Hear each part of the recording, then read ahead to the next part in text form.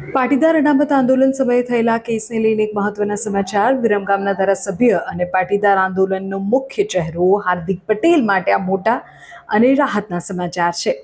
હાર્દિક પટેલ સામેના કેસ પાછા ખેંચવા માટે હવે રાજ્ય સરકાર સક્રિય બની છે.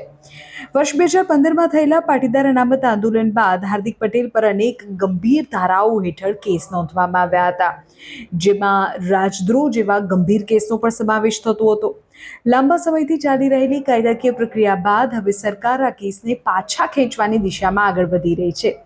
રાજ્યના ગૃહ વિભાગ અને કાયદા વિભાગ દ્વારા હાર્દિક પટેલ સામેના કેસના સ્ટેટસ તપાસી તેને પાછા ખેંચવા માટેની પ્રક્રિયાને તેજ કરી દેવામાં આવી છે.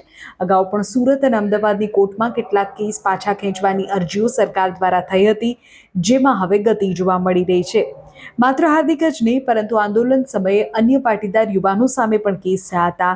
તેમને પણ આ પ્રક્રિયાથી મોટી રાહત મળી શકે છે. સૂત્રો એવું કહે છે કે હાર્દિક પટેલ ભાજપમાં જોડાયા બાદ આ પ્રક્રિયા સતત ચાલી રહી હતી અને તેની ચર્ચા પણ હતી. રાજદ્રોહ જેવા કેસ હટવાથી હાર્દિક પટેલના રાજકીય ભવિષ્ય માટેના અવરોધો દૂર થશે. અગાઉ હાર્દિક પટેલે પોતે પણ મુખ્યમંત્રી અને ગૃહ રાજ્યમંત્રીને પત્ર લખીને આ કેસ પાછા ખેંચવાની રજૂઆત કરી હતી.